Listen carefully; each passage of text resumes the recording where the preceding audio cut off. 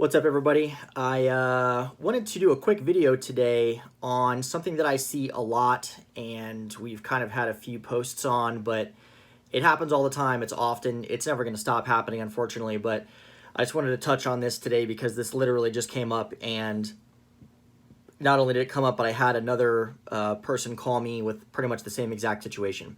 So what am I talking about? Well, what I'm talking about is asking for help on the internet, and most often that is on Facebook nowadays. It used to be on forums, but now it's Facebook. And the problem with asking for help on the internet is you have absolutely no idea who the person is giving you advice. You don't know if they're qualified to give you advice. You don't know if they're educated at all on the subject. You have no idea if they have any idea what they're talking about. Unfortunately, a lot of people just assume that if somebody has an answer, that they must know what they're talking about. And what can happen often is somebody gives an answer and then somebody regurgitates that answer because they saw it. And before you know it, a lot of people have the same answer, but it's wrong because it came from an incorrect source or it came from a bad source. So what happened today was somebody just asked a very simple question in a group, which was, hey, should I have a heat shield over my turbo? Because my intercooler sits right there and it's hot, yada yada. And inevitably, somebody posted up and said, let me show you.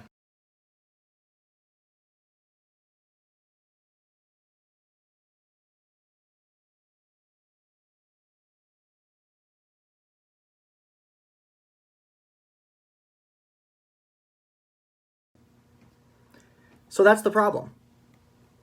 How would you even know that it makes a difference? I mean,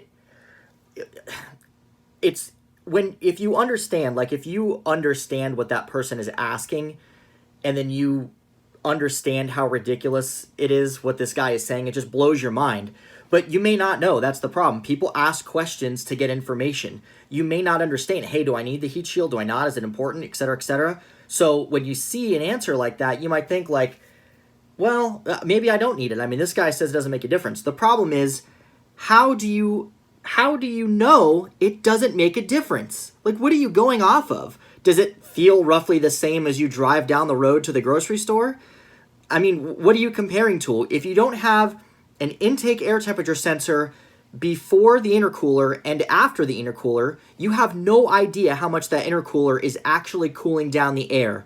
You have no idea. You don't even know if your car is knocking and misfiring and pulling timing because the intercooler is so hot. Most people wouldn't even know. They're not looking at the access port. They don't know what gauges to look at anyway. It blows my mind that people would answer and they have no freaking clue what they're talking about.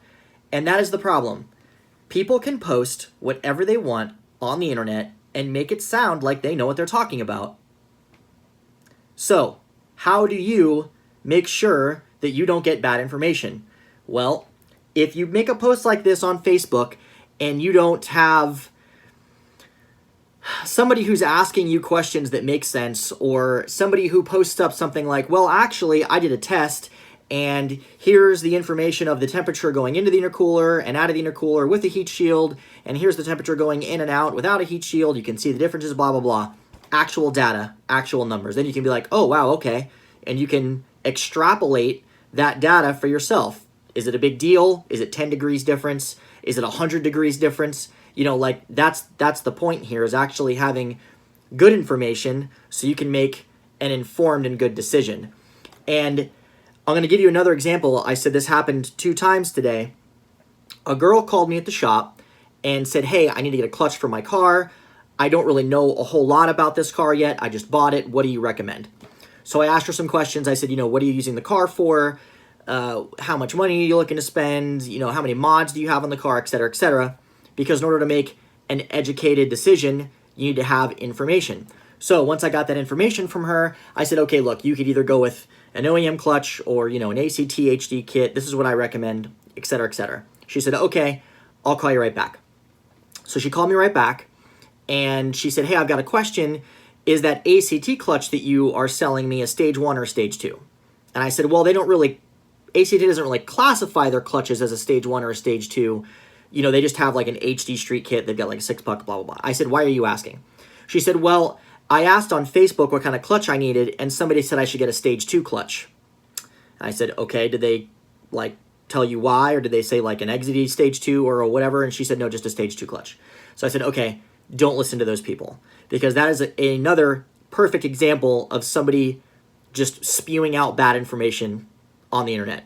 And that's the same thing you see if somebody says, what kind of clutch should I get? What's the best clutch? What's the best brakes to get? What's the best turbo to get? What's the best, blah, blah, blah, blah, blah.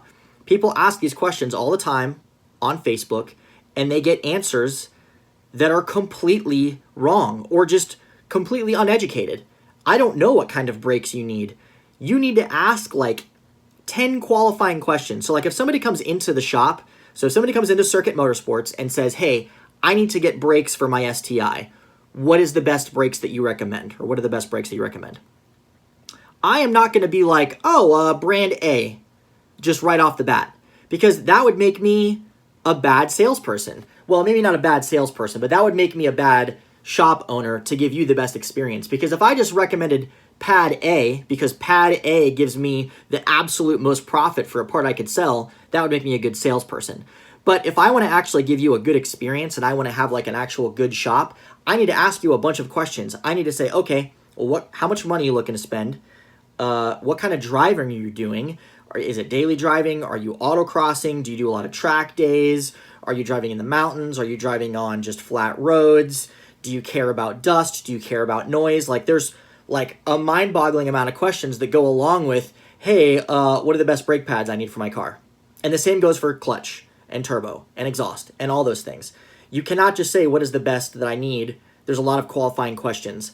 So if you want to get good information, sure, you can ask on Facebook. It's not, it's free, and you can just, scroll down and look at all the things that people suggest. And if a lot of people suggest the same thing, maybe that gives you a point to start your research. But then you have to go research, because that could just be the same bad recommendation a bunch of times. So how do you get good information quickly? You find somebody who knows what they're talking about. And in our world, that usually means like a good shop. So find a reputable shop, even if they're not down the street from you. Sometimes there isn't a shop within like, a really close distance to where you are. But if you want to get good information, call a well-known shop. So you can call us at Circuit Motorsports. We try to give you good information. There's lots of other really good shops out there that you can call for information. In the Subaru world, people that I know that give out good information, Turning Concepts, Prime Motoring, you can call Cobb Tuning. These places will all give you like good information. Don't just trust the random dude on the internet that says like, oh yeah, I did this and I didn't notice a difference, so it must be good. Don't do that, because you're going to put yourself in a situation where you could potentially be really damaging your car because you're just listening to some random person. So that's my rant for the day. Hopefully this video will help you a little bit.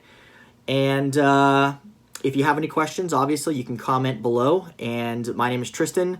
I own Circuit Motorsports. If you want any help with anything, you can always message us, call us, swing by our Facebook page, whatever. We'll be glad to help you with good information.